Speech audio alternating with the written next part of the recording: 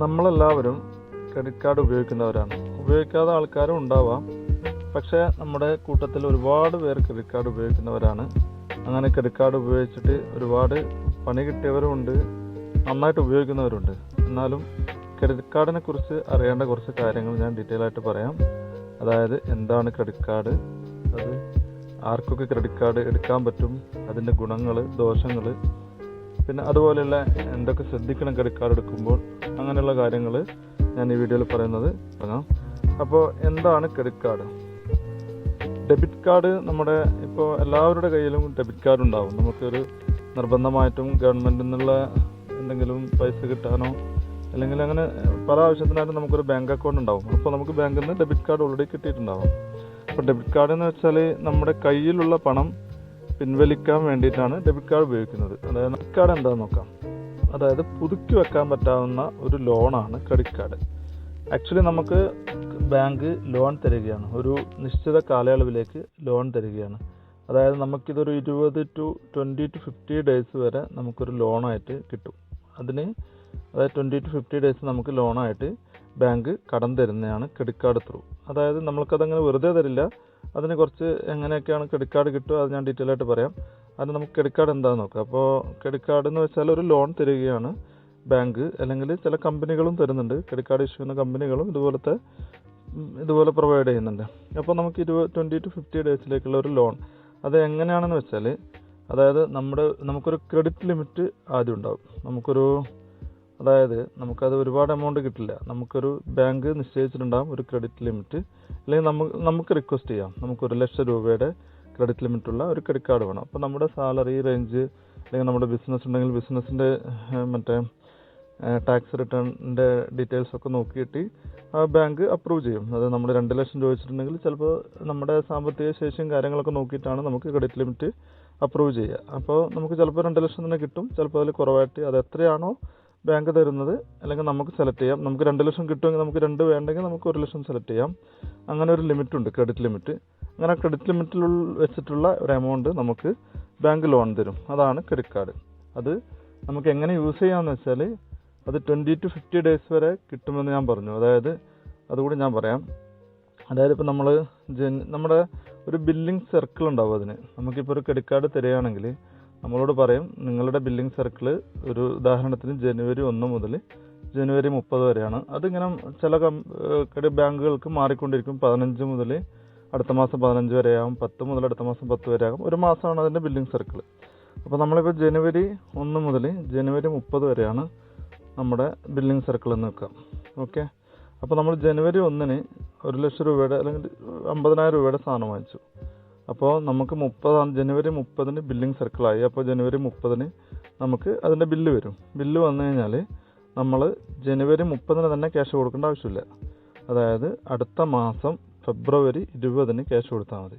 അത് ചില bank 45 days ആണ്, ഫെബ്രുവരി 15-ന് കൊടുക്കേണ്ടി വരും. ചില ഓൾമോസ്റ്റ് ബാങ്കുകളൊക്കെ 50 ഡേയ്സ് ആണ്. ഓക്കെ. അപ്പോൾ നമുക്ക് 50 ഡേയ്സ് എന്ന് പറയുമ്പോൾ ജനുവരി 1 മുതൽ ഫെബ്രുവരി 20 വരെ ആകുമ്പോൾ 50 ഡേയ്സ് ആയി. നമുക്ക് ജനുവരി 1-ന് 50,000 രൂപയുടെ സാധനം വാങ്ങിച്ചതിൻ്റെ ക്യാഷ് നമ്മൾ ഫെബ്രുവരി 20-ന് കൊടുത്താൽ മതി. അപ്പോൾ നമുക്കിവിടെ 50 ഡേയ്സ് ക്രെഡിറ്റ് കിട്ടി. മറിച്ച് നിങ്ങൾ ജനുവരി 30-നാണ് പോയി വാങ്ങിക്കേണ്ടത് നോക്കാം. നമ്മുടെ ബില്ലിംഗ് സർക്കിൾ ജനുവരി 31-ന് ആണ്. അപ്പോൾ ഞങ്ങൾ ജനുവരി 30-ന് പോയി 50,000-ന് വീണ്ടും സാധനം വാങ്ങിച്ചു കഴിഞ്ഞാൽ ഈ ജനുവരി 30-ന് വാങ്ങിച്ചതും നിങ്ങൾ ഫെബ്രുവരി 20-ന് തന്നെ കൊടുക്കണം. അപ്പോൾ അവിടെ നിങ്ങൾക്ക് 20 ദിവസം മാത്രമേ ക്രെഡിറ്റ് പീരീഡ് കിട്ടിയിട്ടുള്ളൂ. അതാണ് പറയുന്നത് 20 to 50 ഡേയ്സ്. ലാസ്റ്റ് വാങ്ങിക്കുന്നതിന് 20 മാത്രമേ കിട്ടുള്ളൂ, ഫസ്റ്റ് വാങ്ങിച്ചതിന് 50 ഡേയ്സ് കിട്ടും ക്രെഡിറ്റ്. ക്രെഡിറ്റ് കാർഡ് എങ്ങനെയൊക്കെയാണ് നമ്മൾ യൂസ് ചെയ്യുന്നത് നോക്കാം. അതായത് ക്രെഡിറ്റ് കാർഡ് ഉപയോഗിച്ച് നമുക്ക് POS മെഷീനിലൂടെ പൈസ കൊടുക്കാം. അതായത് ഇപ്പോൾ നമ്മൾ സൂപ്പർ മാർക്കറ്റിൽ പോയിട്ട് സാധനങ്ങൾ വാങ്ങിക്കുകയാണെങ്കിൽ അവരുടെ അടുത്തൊരു മെഷീൻ ഉണ്ടാവാം. അതായത് ഈ കാർഡ് നമ്മൾ അതിലേക്ക് സ്വൈപ്പ് ചെയ്ത് കഴിഞ്ഞാൽ അവർക്ക് ക്യാഷ് കിട്ടും. അപ്പോൾ നമ്മുടെ കാർഡിൽ നിന്ന് ക്യാഷ് കുറയുകയും ചെയ്യും. അപ്പോൾ നമുക്ക് മെഡിക്കൽ ഷോപ്പ്, പെട്രോൾ പമ്പ്, അങ്ങനെ എവിടെയൊക്കെയാണോ കാർഡ് ആക്സസ് ചെയ്യുന്ന സ്ഥലങ്ങളുള്ളത് അവിടെയൊക്കെ നമുക്ക് ഈ കാർഡ് യൂസ് ചെയ്തുകൊണ്ട് നമുക്കിപ്പോൾ ക്യാഷ് എടുത്തിട്ട് കൊണ്ടുപോകേണ്ട ആവശ്യമില്ല. അവിടെ കാർഡ് ഉപയോഗിച്ച് കഴിഞ്ഞാൽ അവർ ക്യാഷ് എടുത്തോളും, കാർഡ് വഴി ക്യാഷ് എടുത്തോളും. ഒരു ഉപയോഗം അതാണ്. പിന്നെ ഓൺലൈൻ പർച്ചേസ്, നമുക്കിപ്പോൾ ആമസോൺ, ഫ്ലിപ്കാർട്ട് അല്ലെങ്കിൽ ഇൻ്റർനാഷണൽ പർച്ചേസ്, അങ്ങനെ എന്തുണ്ടെങ്കിലും നമുക്ക് ഓൺലൈനിൽ പർച്ചേസ് ചെയ്യാൻ പറ്റും. ഈ കാർഡിൻ്റെ നമ്പറും CVV നമ്പറും കൊടുത്തു കഴിഞ്ഞാൽ നമുക്ക് OTP വന്നു കഴിഞ്ഞാൽ നമുക്ക് ഓൺലൈൻ പർച്ചേസിന് ഉപയോഗിക്കാം. ഡെബിറ്റ് കാർഡും ഓൺലൈൻ പർച്ചേസിന് ഉപയോഗിക്കാം. പക്ഷേ ക്രെഡിറ്റ് കാർഡാണ് കുറച്ചുകൂടി സേഫ്. നമ്മൾ ഓൺലൈൻ പർച്ചേസ് ചെയ്യുമ്പോൾ ചിലപ്പോൾ നമ്മൾ എല്ലാ നമ്പറും കൊടുത്തു കഴിഞ്ഞാൽ ആ സൈറ്റ് ജെന്യുവൻ സൈറ്റ് അല്ലെങ്കിൽ ചിലപ്പോൾ നമ്മുടെ കാർഡും നമ്പറും കാര്യങ്ങളൊക്കെ ആക്സസ് ചെയ്തിട്ട് അവർ പണം പിൻവലിക്കാൻ ഫ്രോഡിന് സാധ്യതയുണ്ട്. അപ്പോൾ നമ്മുടെ ഡെബിറ്റ് കാർഡ് ആണെങ്കിൽ നമുക്ക് ചിലപ്പോൾ 5 ലക്ഷം രൂപയൊക്കെ നമ്മുടെ അക്കൗണ്ടിലുണ്ടെങ്കിൽ അത് ഫുൾ അവർ വലിക്കും.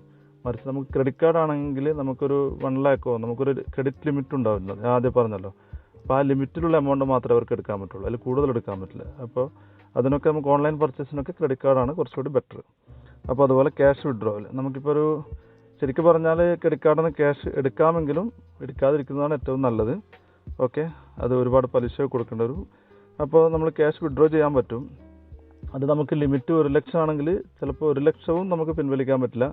ചില ബാങ്ക് അത് 20% to 50% ഒക്കെയാണ് ബാങ്കുകൾ പിൻവലിക്കാനുള്ള ഇതുള്ളൂ, നമുക്ക് അപ്രൂവൽ ഉള്ളൂ. കാരണം ഫുൾ എമൗണ്ട് എടുക്കാൻ പറ്റില്ല എല്ലാ ബാങ്കിലും. ഓക്കെ, നമ്മളിപ്പോൾ 1 ലക്ഷത്തിൻ്റെ ക്രെഡിറ്റ് ലിമിറ്റുള്ള കമ്പനിയാണെങ്കിൽ നമുക്ക് 20,000 മാത്രമേ ക്യാഷ് ആയിട്ട് എടുക്കാൻ പറ്റുള്ളൂ. അങ്ങനെ ഒരു ലിമിറ്റ് കൂടി ചില ബാങ്കുകൾ വെച്ചിട്ടുണ്ട്. ഓക്കെ, അപ്പോൾ അതാണ് ഇതൊക്കെയാണ് നമ്മൾ ക്രെഡിറ്റ് കാർഡ് കൊണ്ട് യൂസ് ചെയ്യേണ്ടത്. നമുക്കിനി ആർക്കൊക്കെ ക്രെഡിറ്റ് കാർഡ് കിട്ടും? എലിജിബിലിറ്റി 18 വയസ്സ് ആയിരിക്കണം ഒന്നാമത്തെ ഇത്. 2, നമുക്കൊരു റെഗുലർ ഇൻകം ഉണ്ടായിരിക്കണം.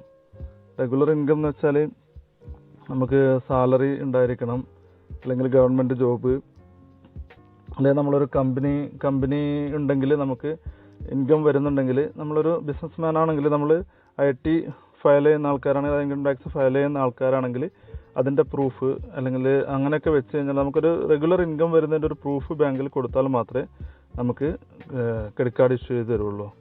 അതായത് ഒന്നുകിൽ സാലറി സർട്ടിഫിക്കറ്റ് കൊടുക്കേണ്ടി വരും, അല്ലെങ്കിൽ IT ഫയൽ ചെയ്യുന്നതിൻ്റെ റെക്കോർഡ് കൊടുക്കേണ്ടി വരും. അതുപോലെയുള്ള ഇൻകം കാണിക്കുന്ന സർട്ടിഫിക്കറ്റ് കൊടുത്താൽ മാത്രമേ നമുക്ക് ബാങ്ക് ക്രെഡിറ്റ് കാർഡ് ഇഷ്യൂ ചെയ്യുള്ളൂ. പിന്നെ അടുത്തത് നോക്കുന്നത് സിബിൽ സ്കോർ കൂടി നോക്കും, നമ്മുടെ ക്രെഡിറ്റ് ഹിസ്റ്ററി കൂടി നോക്കും. നമുക്ക് വേറെ ഏതെങ്കിലും ബാങ്കിൽ ക്രെഡിറ്റ് ഉണ്ടെങ്കിൽ നമ്മൾ കൊടുക്കാതെ ലേറ്റ് ആക്കിയിട്ടുണ്ടോ, അല്ലെങ്കിൽ വേറെ ബാങ്കിൽ നിന്ന് ക്രെഡിറ്റ് കാർഡ് എടുത്തിട്ട് നമ്മൾ പൈസ അടക്കാതിരുന്നിട്ടുണ്ടോ, അങ്ങനെയുള്ള നമ്മുടെ ക്രെഡിറ്റ് ഹിസ്റ്ററി കൂടി നോക്കിയിട്ടാണ് നമുക്കൊരു കാർഡ് ഇഷ്യൂ ചെയ്യുന്നത്. ഇനി അതായത് റെഗുലർ ഇൻകം ഇല്ലാതെ ആൾക്കാർക്കും ക്രെഡിറ്റ് കാർഡ് കിട്ടും. അതാണ് അടുത്തത് പറയാൻ പോകുന്നത്. അതായത് സാധാരണക്കാർക്കും, സാധാരണ വെച്ചാൽ ഒരു കൂലിപ്പണി എടുക്കുന്നവർ, അങ്ങനെയുള്ള ആൾക്കാർക്കൊന്നും റെഗുലറായിട്ട് ഇൻകം കാണിക്കാനുള്ള ഒരു സർട്ടിഫിക്കറ്റോ അല്ലെങ്കിൽ IT റിട്ടേൺ ഫയലോ ഒന്നും ഉണ്ടാവില്ല.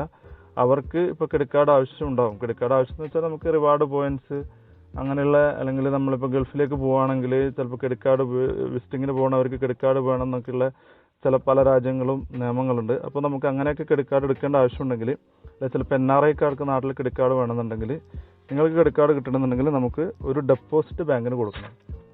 അതായത് നമ്മളിപ്പോൾ 1 ലക്ഷം രൂപ ബാങ്കിൽ ഡെപ്പോസിറ്റ് ചെയ്ത് കഴിഞ്ഞാൽ നമ്മൾക്ക് 80% ക്രെഡിറ്റ് ലിമിറ്റുള്ള ഒരു കാർഡ്, 80,000 രൂപ ക്രെഡിറ്റ് ലിമിറ്റ് യൂസ് ചെയ്യാൻ പറ്റുന്ന ഒരു കാർഡ് കിട്ടും.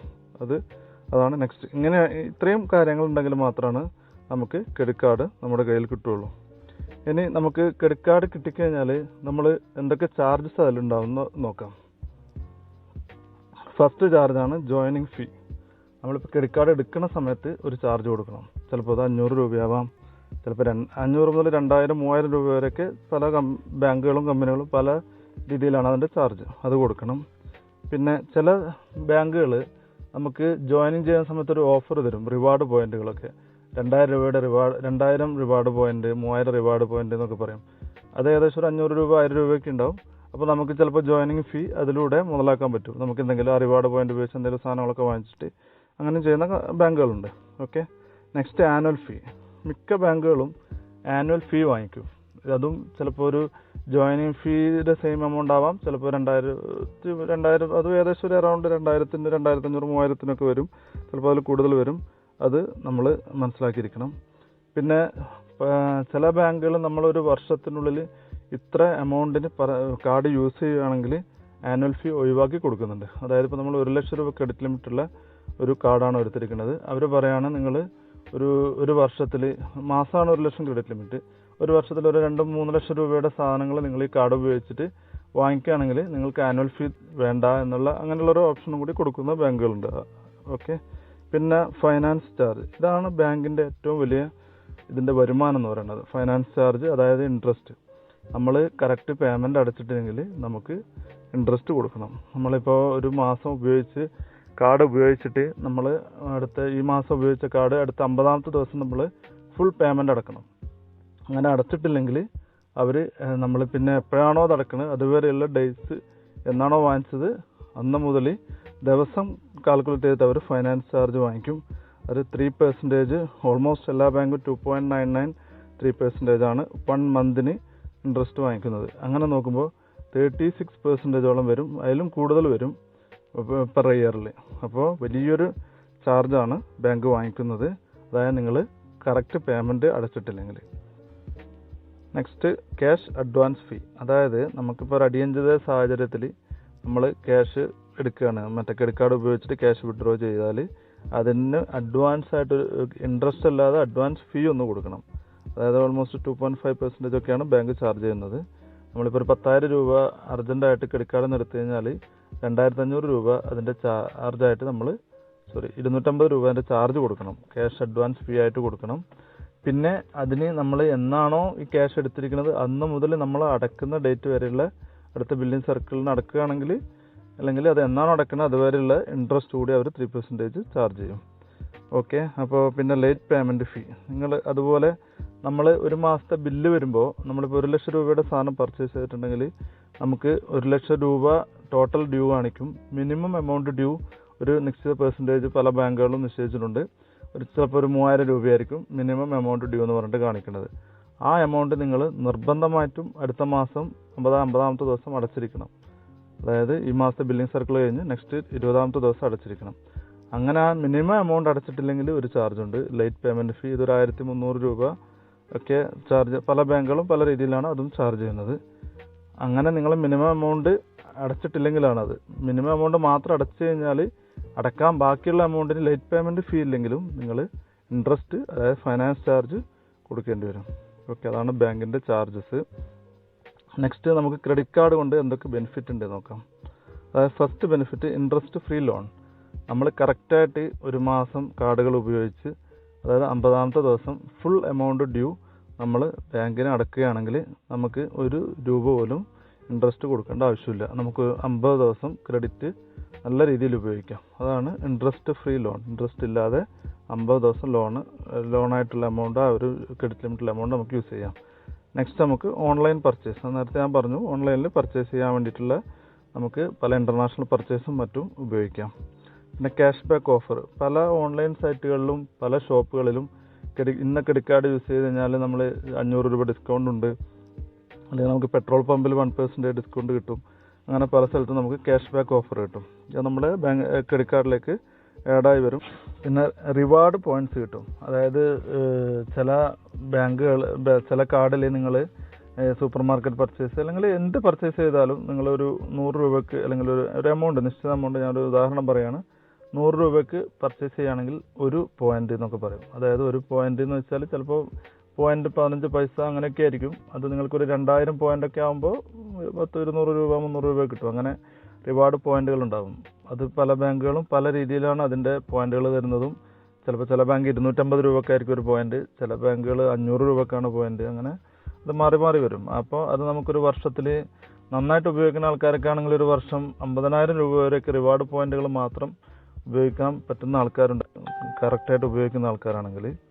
അടുത്തതായിട്ട് EMI ഓപ്ഷനുണ്ട്. നമുക്ക് എന്തെങ്കിലും സാധനങ്ങൾ വാങ്ങിച്ചിട്ട്, ഇപ്പോൾ നമ്മളൊരു 10,000 രൂപയുടെ സാധനം വാങ്ങിച്ചിട്ട് നമുക്ക് മന്ത്ലി 2,000 രൂപ വെച്ച് കൊടുത്താൽ മതി 5 മാസത്തേക്കെന്ന് വെച്ചാൽ നമുക്കത് EMI ആയി മാറ്റാം. അപ്പോൾ അതിനും പലിശ കൊടുക്കണം. നമ്മൾ അടക്കുന്നതിന് കണക്കായിട്ട് എത്ര ദിവസമാണോ പെൻഡിങ് വരുന്ന എമൗണ്ടിന് കണക്കായിട്ടുള്ള ഇൻട്രസ്റ്റ് ചാർജ് ചെയ്യും. പക്ഷേ ചില കമ്പനികൾ, അതായത് സൂപ്പർ മാർക്കറ്റോ മറ്റോ, ഇന്ന സാധനം വാങ്ങിച്ചു കഴിഞ്ഞാൽ നിങ്ങൾക്ക് 6 മാസം വരെ ഇന്ന കാർഡ് ഉപയോഗിച്ച് കഴിഞ്ഞാൽ ഫ്രീ ആയിട്ട് 6 മാസം വരെ ഇൻസ്റ്റാൾമെൻറ്റ് തരും, EMI തരും എന്ന് പറയുമ്പോൾ നിങ്ങൾക്കത് ഫ്രീ ആണ്. നിങ്ങൾക്ക് ഒന്നും പലിശ ഒന്നും കൊടുക്കേണ്ട ആവശ്യമില്ല. അത് ഓഫർ കമ്പനി, അതായത് എന്താണോ പ്രൊഡക്റ്റ് സപ്ലൈ ചെയ്യുന്നത് അവർ പറയുന്ന ഓപ്ഷനിൽ ചെയ്യുമ്പോൾ, അല്ലാതെ നിങ്ങൾ EMI ഓപ്ഷനിലേക്ക് മാറ്റുകയാണെങ്കിൽ നിങ്ങൾ പലിശ കൊടുക്കണം. പിന്നെ സേഫർ ദാൻ ക്യാരിങ് ക്യാഷ്. അത് പിന്നെ നമ്മൾ മാർക്കറ്റിലൊക്കെ പോകുമ്പോൾ ക്യാഷ് കൊണ്ടുപോകേണ്ട, കാർഡ് കൊണ്ടുപോകണമെങ്കിൽ നമുക്ക് എവിടെ വെച്ചും പർച്ചേസ് ചെയ്യാം. ക്യാഷ് കയ്യിൽ കൊണ്ടുപോകുന്നത് റിസ്ക് ആണല്ലോ, അതാണ്. പിന്നെ ഹെൽപ്ഫുൾ ഇൻ എമർജൻസി. നിങ്ങൾ എന്തെങ്കിലും ഒരു എമർജൻസി സാഹചര്യത്തിൽ നിങ്ങൾ ഡെബിറ്റ് കാർഡിലും ക്യാഷ് ഇല്ല, കയ്യിലും ക്യാഷ് ഇല്ലെങ്കിൽ നിങ്ങൾക്ക് നിർബന്ധിത ഘട്ടത്തിൽ ക്യാഷ് വിഡ്രോ ചെയ്യാനോ പർച്ചേസ് ചെയ്യാനോ എന്തിനു വേണമെങ്കിലും അത് ഉപയോഗിക്കാൻ പറ്റും. ഒരു ക്രെഡിറ്റ് ആയിട്ട് കിട്ടുന്നതാണല്ലോ. നെക്സ്റ്റ് നമുക്ക് ഇതിൻ്റെ ഡിസഡ്വാൻറ്റേജസ് എന്താണെന്ന് നോക്കാം. Main disadvantage high interest rate ആണ്. ഞാൻ പറഞ്ഞു മന്ത്ലി 3%, അതിന് മുകളിൽ 3.5 വരെ വരുന്ന കാർഡുകളുണ്ട്, അതിൽ 2.5 വരുന്ന കാർഡുകളുണ്ട്. പക്ഷേ ആവറേജ് 3% മന്ത്ലി ഇൻട്രസ്റ്റ് വരും. അങ്ങനെ ഒരു വർഷം നോക്കുകയാണെങ്കിൽ 36% ഇൻട്രസ്റ്റ് വരും. ചിലപ്പോൾ അത് 36 to 46 വരെയൊക്കെ വരും. പല 3.5 ആണ് മന്ത്ലി എങ്കിൽ, അപ്പോൾ 36% ഇൻട്രസ്റ്റ് വരും. ഹൈ ഇൻട്രസ്റ്റ് ആണ് ഇതിൻ്റെ മെയിൻ ഡിസഡ്വാൻറ്റേജസ്. നിങ്ങൾ മന്ത്ലി ടോട്ടൽ ഡ്യൂ എമൗണ്ട്, അതായത് 50 ഡേയ്സിന് അടക്കുന്നുണ്ടെങ്കിൽ നിങ്ങൾക്ക് ഒരു ഇൻട്രസ്റ്റും കൊടുക്കണ്ട. പക്ഷേ നിങ്ങളുടെ അടുത്ത് ക്യാഷ് ഇല്ല, നിങ്ങൾ മിനിമം ഡ്യൂ അടച്ചു, അപ്പോൾ നിങ്ങൾ ബാക്കി അടച്ചിട്ടില്ല, അപ്പോൾ അടുത്ത മാസത്തേക്ക് ആ എമൗണ്ടിൻ്റെ ഇൻട്രസ്റ്റ് വരും. അങ്ങനെ അടച്ചിട്ടുണ്ടെങ്കിൽ അങ്ങനെ കൂടി വരും. പിന്നെ സ്പെൻഡിങ് മെൻറ്റാലിറ്റി, അതായത് നിങ്ങളുടെ അടുത്ത് ഇപ്പോൾ ക്യാഷ് ഒന്നുമില്ല, ഡെബിറ്റ് കാർഡിലും ക്യാഷ് ഇല്ല. ഇപ്പോൾ നിങ്ങൾ ഏതെങ്കിലും ഷോപ്പിംഗ് മാളിലൊക്കെ പോകുമ്പോൾ നിങ്ങൾ എന്തെങ്കിലും നല്ല പ്രൊഡക്റ്റൊക്കെ കാണുമ്പോൾ നമ്മൾ കാർഡിൽ ക്യാഷ് ഉണ്ടല്ലോ എന്ന് വിചാരിച്ചിട്ട് അറിയാതെ നമ്മളതൊക്കെ വാങ്ങിക്കും. അപ്പോൾ ഒരു പൈസ സ്പെൻഡ് ചെയ്യാനുള്ള മെൻറ്റാലിറ്റി കൂടും. പിന്നെ സെക്യൂരിറ്റി റിസ്ക്, ഇത് നോർമലി നമ്മൾ എവിടെയെങ്കിലും അറിയാതെ സൈറ്റിലും മറ്റും പോയി നമ്മൾ ചെയ്യുകയാണെങ്കിൽ നമ്മൾ റിസ്ക്കാണ്. കാർഡിൻ്റെ സെക്യൂരിറ്റി കോഡും കാര്യങ്ങളൊക്കെ അടിച്ച് നമ്മളെന്തെങ്കിലും പർച്ചേസ് ചെയ്യുമ്പോൾ അത് ഹാക്ക് ചെയ്യാനുള്ള സാധ്യതയുണ്ട്. ഒരു റിസ്ക്കാണ്. അത് നമ്മൾ അറിയുന്ന സൈറ്റിലും നമ്മൾ നോക്കിയിട്ട് ഉപയോഗിക്കുക. പിന്നെ സിബിൽ സ്കോർ നമ്മളൊരു ക്രെഡിറ്റിൻ്റെ ഹിസ്റ്ററി, അതായത് നമ്മൾ ക്രെഡിറ്റ് കാർഡ് കറക്റ്റായിട്ട് അടച്ചിട്ടില്ലെങ്കിൽ നമുക്ക് ഇനി ഭാവിയിൽ ലോൺ എടുക്കാൻ അങ്ങനെയുള്ള കാര്യത്തിനൊക്കെ ബാങ്കിനെ സമീപിക്കുമ്പോൾ അതിനൊക്കെ ഇത് ബാധിക്കും. അതാണ് അടുത്തത്. നമുക്ക് ഒരു ക്രെഡിറ്റ് കാർഡ് എടുക്കാൻ വേണ്ടി എന്തൊക്കെ നോക്കണം, അതായത് നമുക്കിപ്പോൾ ഒരു ക്രെഡിറ്റ് കാർഡ് എടുക്കണം, അപ്പോൾ എന്തൊക്കെ കാര്യങ്ങൾ ശ്രദ്ധിക്കണം. അതായത് ഒന്ന്, നമ്മൾ ആനുവൽ ഫീ നോക്കണം. ആനുവൽ ഫീ പല ബാങ്കുകളും പല രീതിയിലാണ് ആനുവൽ ഫീ. അപ്പോൾ നമുക്ക് എത്രയാണോ കൊടുക്കാൻ പറ്റുന്ന ആനുവൽ ഫീ അത് നോക്കിയിട്ട് എടുക്കുക. പിന്നെ ഇൻട്രസ്റ്റ് റേറ്റ് ഞാൻ പറഞ്ഞല്ലോ 3%, അത് ചിലപ്പോൾ കുറഞ്ഞ 2.5 തരുന്ന കമ്പനി ഉണ്ടെങ്കിൽ അത് നോക്കിയിട്ട് എടുക്കുക. പിന്നെ പേയ്മെൻറ്റ് ഡ്യൂറേഷൻ, അന്ന് 50 ഡേയ്സാണ് ക്രെഡിറ്റ് കിട്ടുന്നത്, ചിലത് 45 ഉണ്ടാവുള്ളൂ. അപ്പോൾ നമ്മൾ മാക്സിമം 50 ഡേയ്സിനുള്ളത് തന്നെ തിരഞ്ഞെടുക്കുക.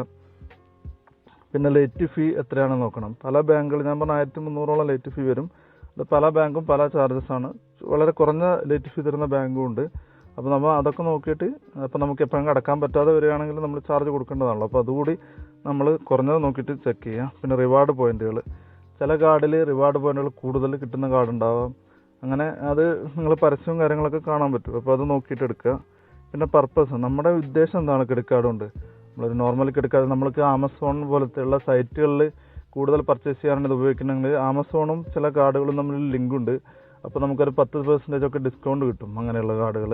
അപ്പോൾ എന്താണോ നമ്മുടെ ഉദ്ദേശം, അതുപോലെ എയർപോർട്ട് ലോഞ്ചിൽ ഫ്രീ ഉണ്ട്. അപ്പോൾ നിങ്ങൾ അതിന് സെപ്പറേറ്റ് കാർഡ് ഉണ്ടാവാം. അത് എല്ലാ കാർഡിലും എയർപോർട്ട് ലോഞ്ച് ആക്സസ് ഇല്ല. അപ്പോൾ നിങ്ങൾക്ക് അതുപോലെ നിങ്ങൾ കൂടുതൽ യാത്ര ചെയ്യുന്ന ആൾക്കാരാണെങ്കിൽ ആ പർപ്പസിനുള്ള കാർഡ് എടുക്കുക. അതാണ് അതുകൊണ്ട് ഉദ്ദേശിക്കുന്നത്. പിന്നെ അവസാനമായിട്ട് എനിക്ക് പറയാനുള്ളത്, നിങ്ങൾക്ക് പലർക്കുമുള്ള ഒരു സംശയമാണ്, കാർഡ് ഉപയോഗിച്ചിട്ടില്ലെങ്കിൽ എന്ത് സംഭവിക്കും. നമ്മളിപ്പോൾ ഒരു അത്യാവശ്യ ഘട്ടത്തിന്, അല്ലെങ്കിൽ നമുക്ക് കമ്പനിയിൽ നിന്ന് സാലറി ട്രാൻസ്ഫർ ചെയ്യുന്ന സമയത്ത് നിങ്ങളൊരു അക്കൗണ്ട് തുടങ്ങി. അപ്പോൾ സാലറിയൊക്കെ പോകുന്നുണ്ട്, ഡെബിറ്റ് കാർഡ് നിങ്ങൾ എടുക്കുന്നുണ്ട്. പക്ഷേ അന്ന് അവർ ബാങ്ക് ക്രെഡിറ്റ് കാർഡ് കൂടി തന്നു. അപ്പോൾ നിങ്ങൾ വേണ്ടാന്നൊന്നും പറഞ്ഞിട്ടില്ല, നിങ്ങളത് വാങ്ങിച്ചു വെച്ചു. അപ്പോൾ നിങ്ങളത് യൂസ് ചെയ്തിട്ടില്ല, 1 ഇയർ ആവാനായി. നിങ്ങൾക്ക് പേടിയുണ്ടാവും, ഞാനിത് വാങ്ങിച്ചിട്ട് ഉപയോഗിച്ചില്ലല്ലോ, ഇനിയിപ്പോൾ എന്ത് സംഭവിക്കും. അതിന് നിങ്ങളൊന്നും പേടിക്കേണ്ട ആവശ്യമില്ല. നിങ്ങൾ ആ ക്രെഡിറ്റ് കാർഡ് എടുക്കുന്ന സമയത്ത് ഞാൻ പറഞ്ഞ കുറേ കാര്യങ്ങൾ ശ്രദ്ധിക്കുക. നിങ്ങൾ വാർഷിക ഫീ എത്രയാണ് ശ്രദ്ധിച്ചിട്ടുണ്ടെങ്കിൽ നിങ്ങൾ ആ എമൗണ്ട് നെക്സ്റ്റ് ഇയർ എന്നാണ് ക്രെഡിറ്റ് കാർഡ് എടുത്തിരിക്കുന്നത്, അതേ അടുത്ത വർഷം ആ ഡേറ്റിന് നിങ്ങൾ 1500 1500, 2000 2000 ആ എമൗണ്ട് കൊടുക്കണം. ഇനി നിങ്ങൾ ഈ ക്രെഡിറ്റ് കാർഡ് തീരെ ഉപയോഗിക്കണില്ല, നിങ്ങൾക്ക് ആവശ്യമില്ലെങ്കിൽ നിങ്ങൾ അതിന് മുമ്പ്, ആ ഡേറ്റ് ആവുന്നതിന് മുമ്പ് അത് കൊണ്ടുപോയി ക്യാൻസൽ ചെയ്യുക. അപ്പോൾ നിങ്ങൾ ആ എമൗണ്ട് കൊടുക്കേണ്ട ആവശ്യമില്ല. ഇതാണ് ഒരു ക്രെഡിറ്റ് കാർഡിനെ കുറിച്ചുള്ള